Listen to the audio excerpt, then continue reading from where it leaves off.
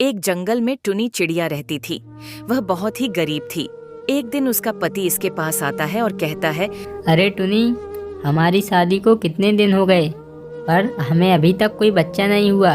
लगता है तुम मुझे बच्चा नहीं दे सकती और अभी तक तुम्हारा कोई अंडा भी नहीं है, तो मुझे न चाहती हुई तुम्हें घर से निकालना होगा। अरे जी, आप ऐसा ना करें। यदि आप मुझे घर से भगा देंगे तो मैं कहाँ जाऊंगी?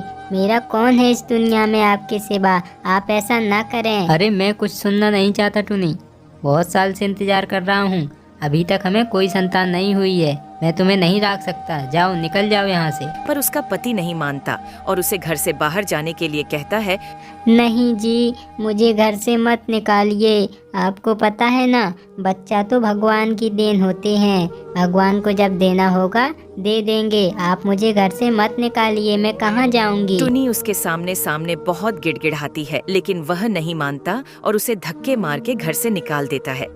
टुनी चिड़िया रोते रोते वहाँ से उड़कर दूर एक दूसरे जंगल में चली जाती है और वह वहाँ लगे एक आम के पेड़ पर बैठ जाती है। थोड़ी ही देर में वहाँ एक चील आता है और टुनी को आम पर बैठा देख बहुत गुस्सा होता है। अरे अरे चिड़िया, ये कौन है तू? यहाँ कहाँ से आ गई और मेरे पेड़ पर बैठ गई?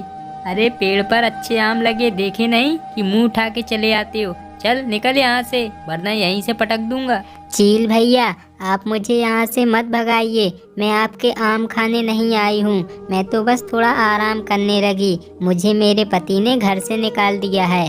अरे तुम्हें किसी ने भी तुम्हारे घर से निकाला हो, मेरा क्या मतलब? यहाँ से मेरे पेड़ से निकल जाओ। यदि अभी तुम मेरे पेड़ से नहीं गई तो अंजाम बहुत बुरा होगा, बता दे रहा हूँ चिड़िया बहन। ऐसे ही चील टुनी चिड़िया को आम के पेड़ से भागा देता है। रात होने को थी, पर टुनी को अभी तक रहने के लिए कोई पेड़ नहीं मिला था। वह उड़ रही होती है, तभी उसे एक बैगन का खेत दिखता है और वह वहाँ चली जाती है। अरे वाह, कितना अच्छा बैगन का खेत है। चलो, यहाँ तो कुछ जगह मिली। अब मैं ऐसा करती हूँ, जल्दी से घास फूस इकट्ठी करती हूँ और उससे अपना एक घोंसला बना लेती हूँ। ऐसा कहकर वह जल्दी जल्दी एक घोंसला बनाकर तैयार कर लेती है और फिर अगले दिन कल्लू कौवा रू रा रू रू रा।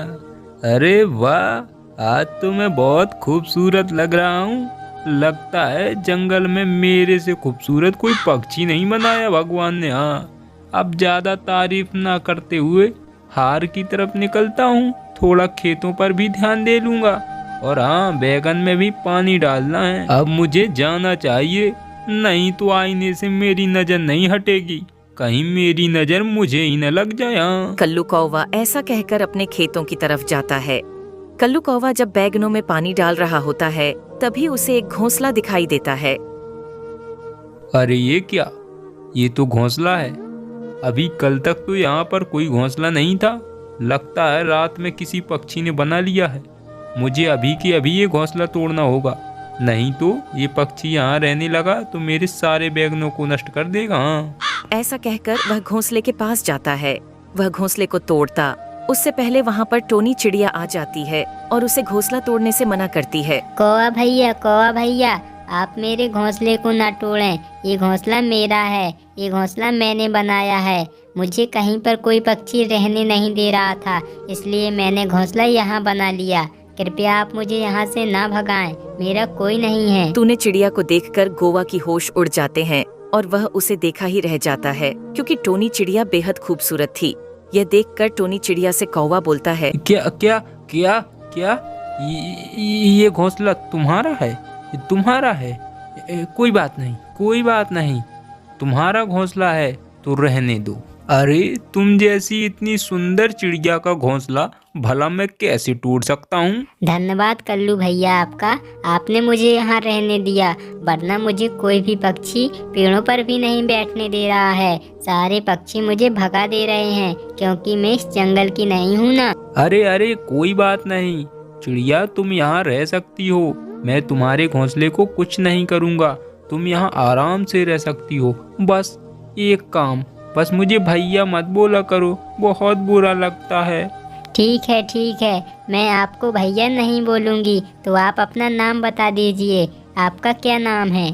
मेरा नाम कल्लू कौवा है। मुझे जंगल में सभी पक्षी कल्लू कौवा कहते हैं। अब मैं इस जंगल का बहुत अमीर कौवा हूँ चिड़िया। और फिर को अपने घर चला जाता है। हर दिन सुबह होते ही कौवा सज धज कर अपने खेतों में ट्यूनी चिड़िया को देखने के लिए आ जाया करता था। और यहाँ टोनी चिड़िया के जाने के बाद उसके पति टुनटुन ने दूसरी शादी कर ली थी, पर उसे अपनी दूसरी पत्नी से कोई भी बच्चा नहीं हो रहा था, जिससे वह बहुत ही परेशान था। सुनो जी, आप बिल्कुल परेशान मत हो। मैं कल ही डॉक्टर के पास जाऊंगी और पूछूंगी आखिर समस्या क्या है। आप बस परेशान मत हो। अरे नहीं रिंकी, मुझे लगता है अब डॉक्टर के पास जाने की कोई ज़रूरत नहीं है। मेरी पहली पत्नी भी मुझे कोई संतान नहीं दे पाई और लगता है तुम भी नहीं दे पाओगी। अरे जी, सब ठीक हो जाएगा, आप परेशान मत होइए। अरे कुछ ठीक नहीं होगा, मुझे सब पता है। लगता है मेरे ही कर्म फूटे हैं। मुझे लगता है इस जिंदगी में कोई संतान ही नहीं होगी। ऐसे ही कुछ दिनों तक चलता रहता है और एक दिन कालू कौवा टूनी चिड़िया से कहता है, अरे टूनी, मैं तुम्हें एक बात कहने आया हूँ। यदि तुम बुरा न मानो तो कहूँ। नहीं कल्लू जी, मैं आपकी बातों का बुरा क्यों मानूंगी। बताइए आपको भला मुझसे क्या कहना है। अरे टूनी, मैं ये कह रहा था, तुम यहाँ रात भर अकेले जंगल में रहती हो, तुम्हें डर नहीं लगता? तुम ऐसा करो, तुम मेरे साथ मेरे घर में रह सकती हो, तुम चाहो तो।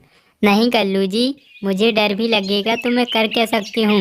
मुझे तो यहीं रहना है और मैं आपके घर में नहीं रह सकती। भला मैं आपके घर में कैसे रह सकती हूँ। अरे अरे अरे चिड़िया, क्यों नहीं रह सकती? अरे तुम चाहो तो मेरे घर में रह सकती हो, बस मुझसे शादी कर लो। हाँ, मैंने सच बोला। मैं बहुत दिन से तुम्हें ये बोलना चाहता था। मुझे तुम बहुत अच्छी लगती हो, तुम मुझसे शादी कर लो।